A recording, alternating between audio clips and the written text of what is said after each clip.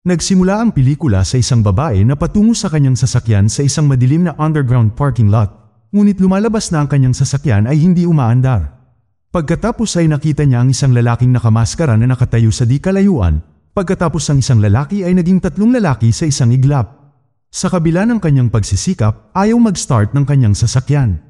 Ang mga lalaki ay tila naglaho at ang babae ay nakahinga ng maluwag. Ngunit ito ay panandalian lang ng ang mga lalaki ay sumulpot at nagsimulang salakayin ang kanyang sasakyan gamit ng mga crowbar. Ang mga lalaki ay nakakuha ng akses sa kotse at kinaladkad ang sumisigaw na babae palabas. Sinimulan nilang punitin ang kanyang damit nang magpakita si Paul Kersey. Sinabi ni Paul sa mga lalaki na siya ay si kamatayan bago binaril ang unang dalawa sa kanilang kamatayan. Sinundan niya ang isa pang sugatan na lalaki na tumatakbo at napadpad sa isang dead end. Ang lalaki ay nagmamakaawa para sa kanyang buhay, ngunit pinatay siya ni Paul. Pumunta siya upang suriin ang katawan ngunit laking gulat niya nang makita ang sarili niyang mukha. Nagising si Paul mula sa kanyang bangungot na nababalot ng pawis. Kinabukasan, binisita si Paul ng kanyang stepdaughter na si Erica habang siya ay nasa opisina, sabik na ipinakita sa kanya ang kanyang mga bagong drawing. Napansin niyang medyo kinakabahan siya, ngunit sinabi ni Erica na ayos lang siya. Nakatanggap siya ng tawag mula sa kanyang asawa na si Karen, ang ina ni Erica, na nagtatrabaho bilang isang reporter sa isang lokal na news station. Nagpulong ang pamilya para sa hapunan ng gabing yun, ngunit ang nobyo ni Erica na si Randy ay dumating sa labas para isama siya, kaya nangako si Karen na uuwi siya pagsapit ng alas 11. Tumingin si Paul sa bintana at nakita niyang inabutan ni Randy si Erica ng sigarilyo bago sila humarurot. Ang mga kabataan ay huminto sa isang lokal na arcade na puno ng mga degenerates at thugs. Ang host sa loob ng club ay isang dealer na nagngangalang Jojo at si Randy ay nakipag-deal sa kanya. Nagustuhan ni Jojo ang walang muwang na si Erica at dinala siya sa isa pang silid upang makipag-usap. Iniabot niya sa kanya ang isang bag ng tawas, sinasabing ito ay isang espesyal na bagay. Sa bahay, nagpaplano sina Paul at Karen na manood ng sine. Nag-aalala si Paul tungkol sa pakikipag-hangout ni Erica kay Randy, ngunit sinabi ni Karen na mahusay siya sa paaralan, kaya okay lang siya. Bago sila makalabas, may tumawag sa telepono. Nagmamadali sina Paul at Karen sa isang lokal na ospital para lang malaman na si Erica ay dumaranas ng drug overdose. Nakita nila ang mga doktor na desperado na sinusubukang i-revive ang walang malay na si Erica, ngunit namatay siya sa mesa. Nalungkot si Karen na wala ng anak. Hindi nag-aksaya ng oras, sinundan ni Paul si Randy isang gabi habang papunta siya sa arcade. Sa loob, nakita niya si Randy na humarap kay Jojo, na hinila si Randy palabas. Nagagalit si Randy sa pagkamatay ni Erica at nagbanta na sasabihin sa mga pulis ang tungkol kay Jojo, ngunit biglang sinaksak ng dealer si Randy. Hinarap ni Paul si Jojo na tumakbo sa rooftop, ngunit nabaril siya ni Paul bago siya makatakas. Nang maglaon, nakipag-usap si Sargento Reiner sa isang saksi na nakakita sa kotse ni Paul at inilarawan ito sa detective na nagpadala kay Detective Phil upang mag-imbestiga. Umuwi si Paul kinabukasan at natagpuan ang isang liham sa kanyang pintuan na naglalaman ng mensahe na may mensaheng, "Alam ko kung sino ka." Pagkatapos ay nakatanggap siya ng isang tawag sa telepono mula sa nagpadala na tumangging ibunyag ang kanyang pagkakakilanlan at nagbanta na makikipag-usap siya sa mga pulis maliban kung magkita sila. May isang limousine na nakaparada sa kanyang gate at sinabihan siya ng lalaki na pumasok sa loob. Dinala si Paul sa isang malaking mansyon at ginabayan upang makilala ang isang mayamang publisher ng tabloid na nagngangalang Nathan White.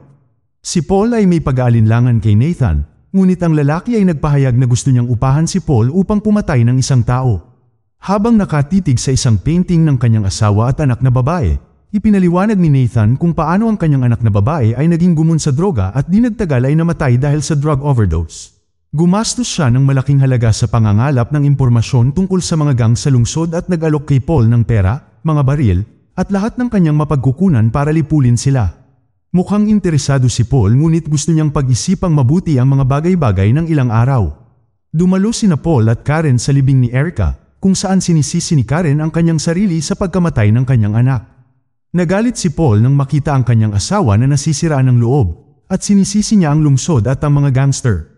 Sa trabaho, gusto ni Karen na magsimulang magsulat tungkol sa mga droga na sumisira sa lungsod, ngunit tumanggi ang kanyang amo na payagan siya, na sinasabing kahit na ang mayayamang gumagamit ng droga ay hindi interesadong basahin ang tungkol dito.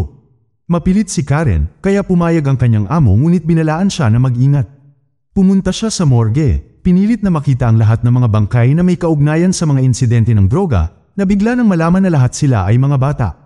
Pumunta siya sa arcade at nag-alok ng pera sa isang dealer upang humingi ng impormasyon tungkol sa mga lansangan. Sumang-ayon ang lalaki ngunit humingi ng karagdagang bayad. Sinabi ni Nathan kay Paul ang tungkol sa dalawang gang na kumokontrol sa kalakalan ng droga. Ang isa ay pinamumunuan ng isang lalaking nagngangalang Ed at ang isa ay ang dalawang magkapatid na lalaki, sina Jack at Tony, at ang mga gang ay kasalukuyang nasa digmaan. Nagpasya si Paul na gawin ng misyon, kaya pinapunta siya ni Nathan sa kanyang kontak para kunin ang kanyang mga armas. Natuklasan ni Detective Phil na ang mga balang natagpuan kay Jojo at mga bala mula sa isang kaso 2 taon na ang nakakaraan ay tumutugma sa vigilante. Nang marinig ito, nagpasya si Reiner na bisitahin si Paul. Nakipagkita ang dalawang pulis kay Paul, tinanong siya tungkol sa kanyang kinaroroonan at mga aktibidad noong gabi ng pagpatay kay Jojo, ngunit sinabi ni Paul na nag-iisa siya sa bahay. Umalis ang mga pulis, nagbabalak na bantayan pa si Paul. Ang unang target ni Paul sa ngalan ni Nathan ay si Ed, na kasalukuyang nag-ho-host ng kanyang birthday party sa kanyang mansyon. Si Paul ay pumuslit sa party na nagpapanggap bilang isang waiter. Dumating din sina Jack at Tony sa party at mukhang magkaibigan ang mga lalaki. Si Paul ay nasa loob ng mansyon, nagtatanim ng mga bugs sa mga telepono ni Ed, ngunit napilitang magtago nang pumasok sina Ed, Jack, at Tony sa bahay upang pag-usapan ang tungkol sa negosyo. Nagtataka si Ed kung ang magkapatid ang may kinalaman sa pagkamatay ni Jojo, ngunit sumumpa sila sa kanilang kawalang kasalanan dahil gusto nilang panatilihin ang marupok na kapayapaan sa pagitan nila. Pagkatapos ay ipinatawag ni Ed ang isa sa kanyang mga kamag-anak na nagngangalang Vincent. Pagkatapos ay brutal na sinaksak ang lalaki hanggang sa mamatay dahil sa pagnanakaw mula sa kanya. Di nagtagal, natuklasan ng mga lalaki si Paul na nagtatago, ngunit sinabi niyang nagpapahinga siya sa banyo. Nagpasya si Ed na huwag patayin si Paul at inutusan siyang tumulong sa pagtanggal ng katawan habang sinenyasan ng kanyang alipores na patayin si Paul kapag tapos na sila. Sumang-ayon si Paul at tinulungan siyang dalhin ang katawan sa isang kotse ngunit inatake ang lalaki at tumakas sa gusali. Pagkatapos ay sinubaybayan niya ang mga alipores ni Ed sa isang restaurant, gamit ang impormasyon tungkol sa hilig ng mga lalaki sa alak upang lumikha ng isang bomba na naka-disguise bilang isang bote ng alak. Inayos ni Paul ang bomba sa loob ng kanyang sasakyan bago pumasok sa restaurant na may dalang briefcase. Sa pandinig ng mga lalaki, si Paul ay nagkunwaring kumakatawan sa isang kumpanya ng alak at nag-alok sa bartender ng libreng sample. Gustong-gusto ito ng lalaki, kaya nag-alok si Paul na bigyan ng sample ang mga tulisan. Regalo niya sa kanila ang bote, ngunit iniisip ng isang gangster na nakita na niya si Paul sa isang lugar noon.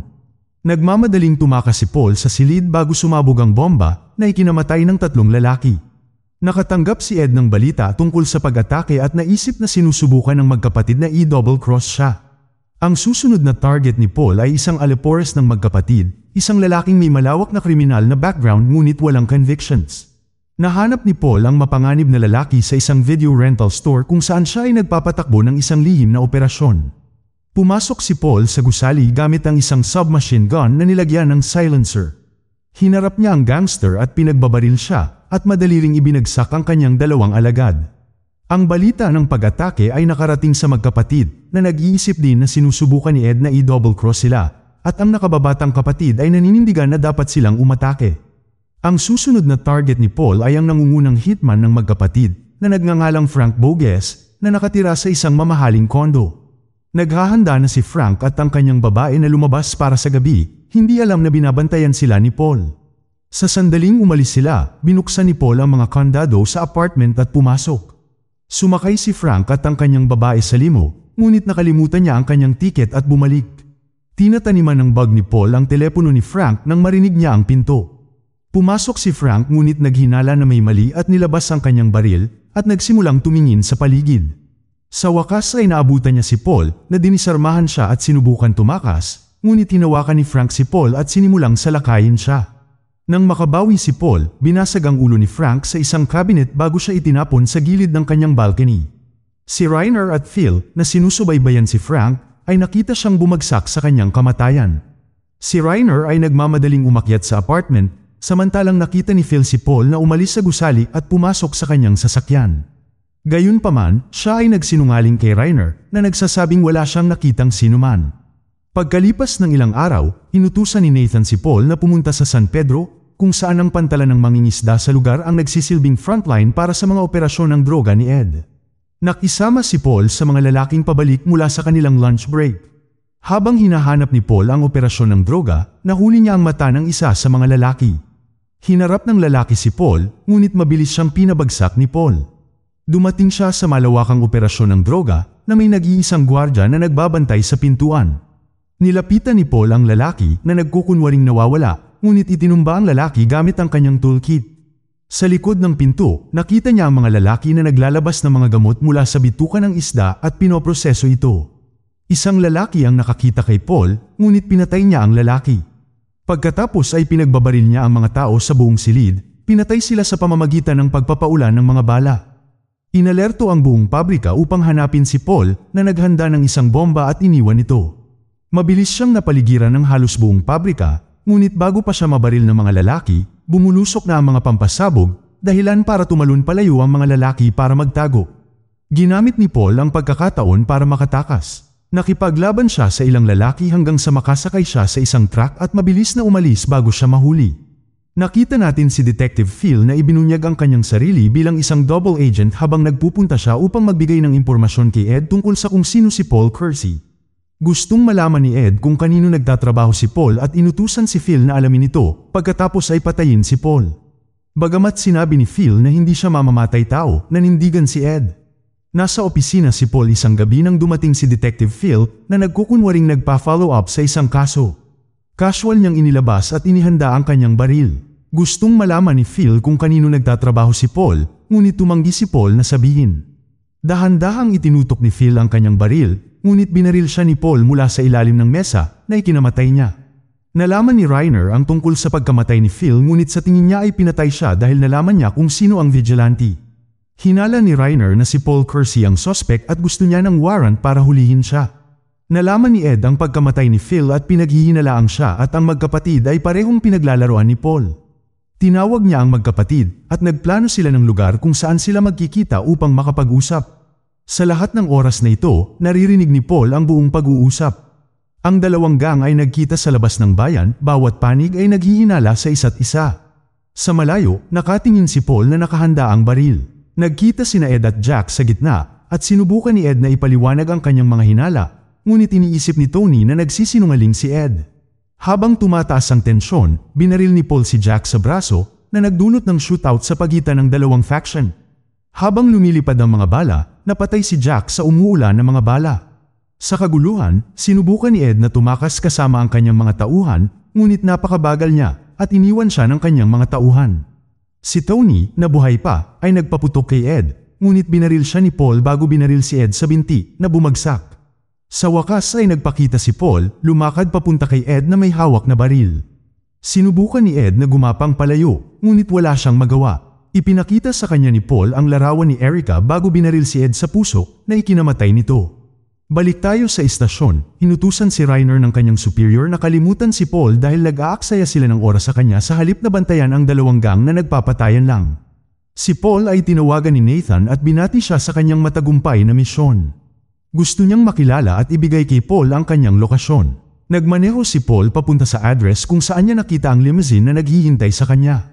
Pumasok si Paul sa loob, ngunit wala nang makita si Nathan at umalis na lang ang driver. Nakalak lahat ang mga pinto, kaya bumaril si Paul at tumakas sa likuran na bintana sa tamang oras bago sumabog ang kotse sa isang bolang apoy. Pagkatapos ay tumungo si Paul sa personal na address ni Nathan at tinutukan ng baril ang doorman.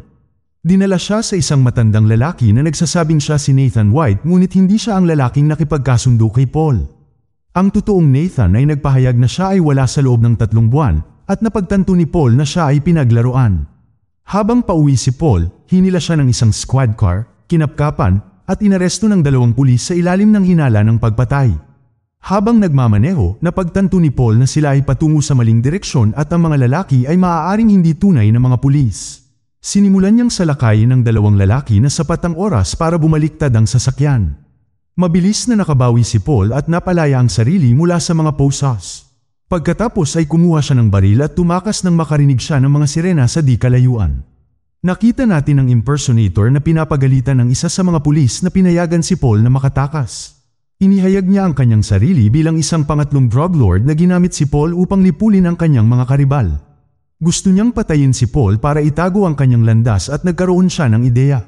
Nasa trabaho si Karen nang makatanggap siya ng tawag mula sa kanyang kontak sa droga tungkol sa ilang impormasyon sa loob. Plano niyang makipagkita, hindi alam na ito ay isang setup. Nang gabing yun, habang papaalis si Karen sa kanyang apartment, kinidnap siya ng isang lalaki na kinaladkad siya sa isang van na mabilis na humarurot. Umuwi si Paul, ngunit tinutukan lamang siya ni Reiner sa kanyang tahanan.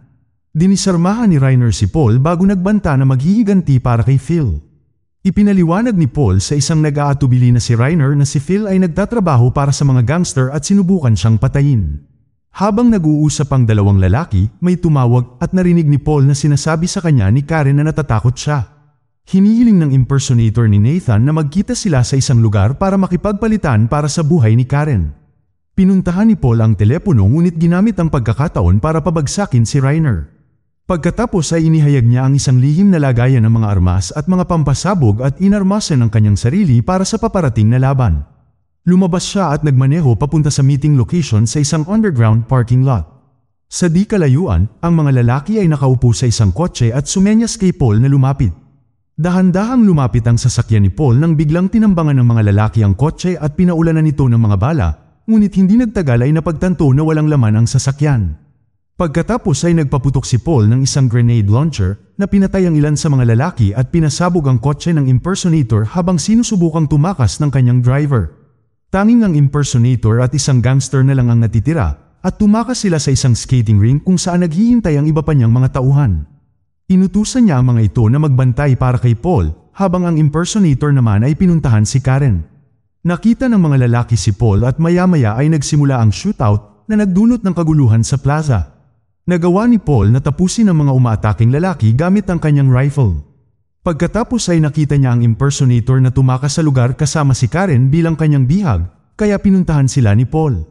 Nagkita ang dalawang lalaki sa gitna ng mahamog na skating rink at binalaan siya ng impersonator na lumayo kundi ay papatayin niya si Karen. Pinatay ni Paul ang kanyang huling tauhan, ngunit ginamit ng impersonator ang pagkakataon upang makatakas sa gusali. Sinubukan ni Karen na labanan ng impersonator ngunit brutal niyang pinatay ito sa isang magazine ng mga bala. Nang makitang patay na ang kanyang asawa, binaril ni Paul ang lalaki gamit ang grenade launcher at nagkapira-piraso ang lalaki. Si Reiner ay nagpakita at tinutukan siya ng baril, ngunit sinabihan siya ni Paul na barilin siya kung gusto niya bago siya lumayo sa pinangyarihan bago dumating ang mga pulis. Dito na nagtatapos ang pelikula. Kung nagustuhan mo ito, huwag kakalimutang pindutin ang like button. At kung hindi mo ito nagustuhan, pindutin ang dislike button ng 2 beses para lang makasigurado. And as always, thank you for watching.